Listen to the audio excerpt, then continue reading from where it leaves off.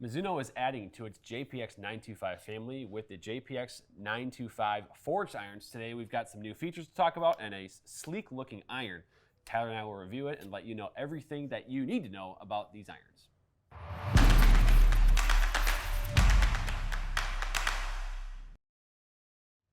Hey golfers, I'm Drew Mahowald of Second Swing Golf, joined here by Tyler Fitzel, Master Club Fitter at Second Swing Minnetonka, with some new irons from Mizuno. The JPX 925 family is expanding. This is the forged model now. And it's been, the forged model has been, I think, a favorite of ours at Second Swing for a long time, just because you get that awesome combination of the forged feel with some kind of distance properties in there. And so the result is an iron that really fits a lot of people. Yeah, exactly. And that's one of the mainstays that they've had in their lineup for quite a long time.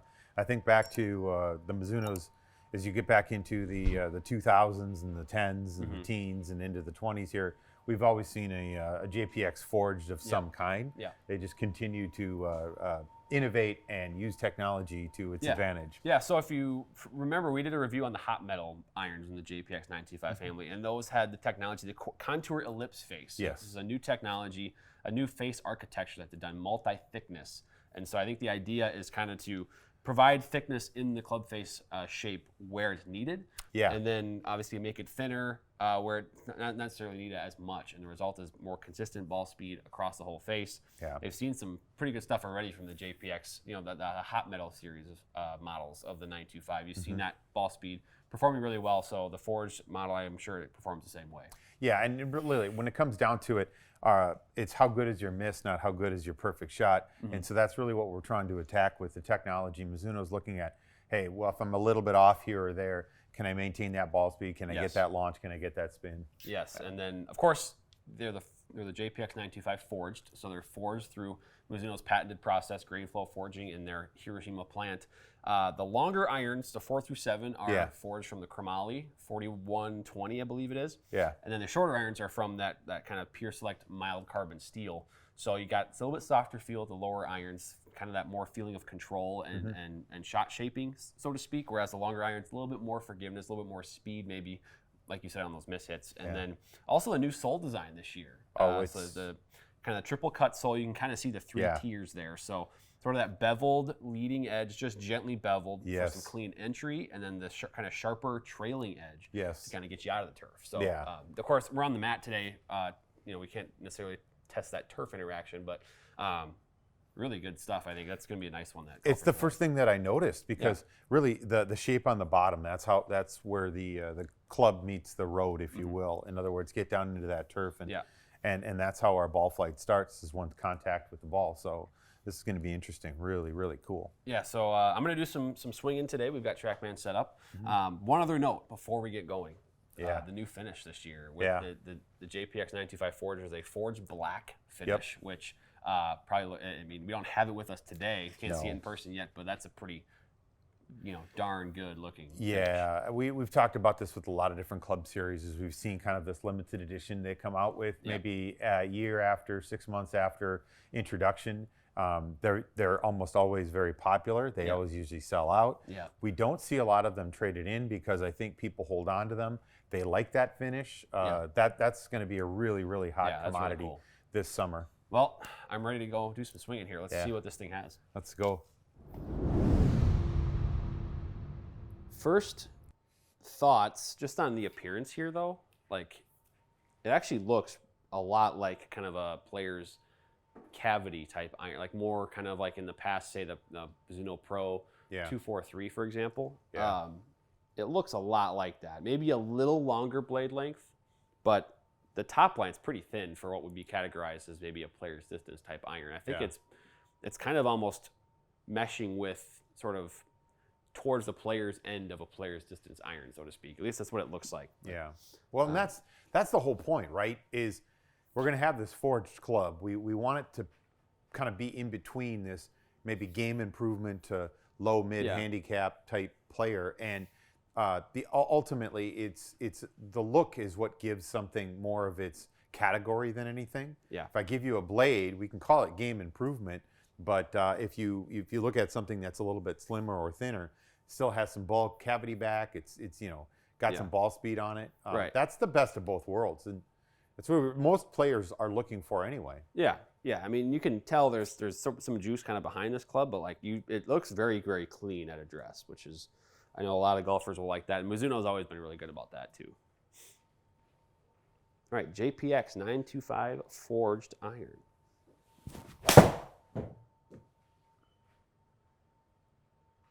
Nice and solid. That was very, very pure. Ball speed at 131 is, let's go. I mean, 143 smash right off the bat. Yeah, when you're getting smashed like that, that's anything over 1.4 with an iron is pretty darn solid. Left the club face a little open on that one. Yeah. Okay. Spin creeped up a little bit, but that one was hit well too. Oh yeah.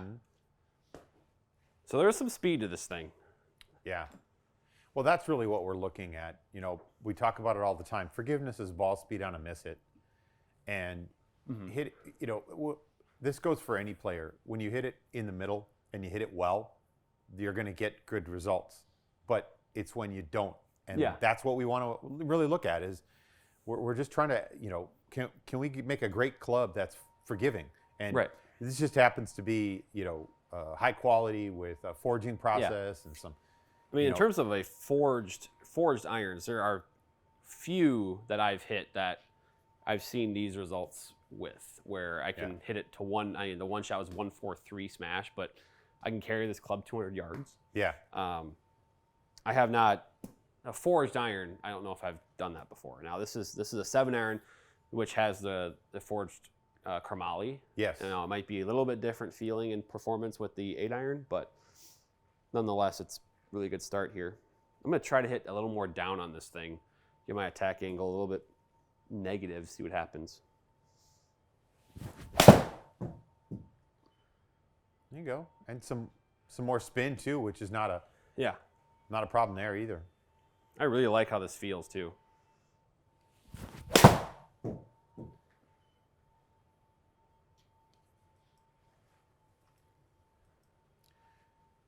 Well, if we take a look at it, the last one may have been something that was a little off. The spin looked like it's the first time we've seen something maybe italicized there. Yeah, may have been guessing a little bit. Yeah, but even if we go back to the first 4 that you'd hit here, or 5 that you'd hit, we're looking at really nice numbers in terms of that launch and spin. You got to remember, this isn't like a 34-degree lofted 7-iron to that. This is something that we're looking at that's in that 30-degree range. So when we start seeing that loft around that, this should perform kind of like a 6-iron compared to maybe a blade or a cavity, you know, a higher lofted blade or cavity back to that, and that's exactly what you'd start to see out of your. These are really good numbers for you. It's what we normally see out of it, right? I mean, you get 130 mile an hour ball speed, launch and spin in a pretty good spot right there. Right, and landing angle is a big one too now because I mean, with irons that, you know, as this whole loft conversation has evolved. Right.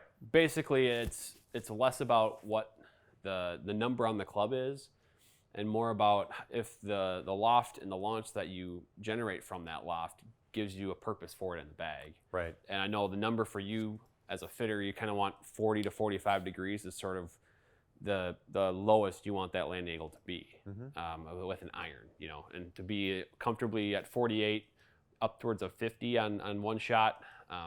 That's obviously a pretty good start, and there's plenty of launch with this guy is kind of the conclusion here. Now, granted, I have some speed and I'm hitting the ball pretty hard here, but I still am comfortably over 100 feet, which I know is another kind of metric or benchmark that you're using with iron fittings too. Right. Yeah. When we start looking at it, anything above 45 degrees as a landing angle is still considered something that can stop. Maybe a scoring club. If we talk about a scoring club, all right, I have to go over this bunker and then get it to stop quickly. Well, with the wedge, that's a lot easier because of the height trajectory that you get, the landing angle, and the spin. When you're doing it with a 7-iron at 200 yards, that can be a scoring club. So something that you can try to go over the water, try to go over a bunker, try to go over a penalty area. And when you can do that and get it a little bit closer, my guess is that your 6-iron's still in a pretty good range with it if we're talking about these irons. And then from there, you talk about, like, well, what's the longest iron that we would go with? Even in the set, the 4-iron's the longest iron that Mizuno is produced with this club. And part of that is because of the technology in terms of its lofting. That new Cortex face we're talking about the thickness and how we've got ball speed. Now that we have ball speed, we also need to make sure that we can use that ball speed by getting more control on the ball. Right. Which, yeah, I mean, to see, I had the one where I left the face open there out to the right, but I like how consistent the distance still is. I didn't lose much by leaving the face open there. Yeah. I was like probably 6-7 yards in terms of the average there. Yeah. So pretty good stuff, honestly, from this club. Yeah. And again, this thing looks awesome. We didn't really emphasize how much, how clean it looks. I mean, they've transformed that sole a little bit, and then the back, there's definitely some kind of the tech and the juices flowing there to make this thing work. But you look at it from address, it's so clean and pure. If and, you've been, just like a Mizuno, you would expect. It looks like a Mizuno. It feels like nothing feels like a Mizuno. Correct. When you get this in your hand, if you've been a fan of Mizuno, if you've played the forged before, this is going to remind you of some older models in terms of the beveling and the grinding that they've done on the bottom. This was very reminiscent. I believe, if you think back to like the JPX 800 series, and if you look at like the JPX forged 800, 850. The Pro Model series had a very, very similar sole design to this.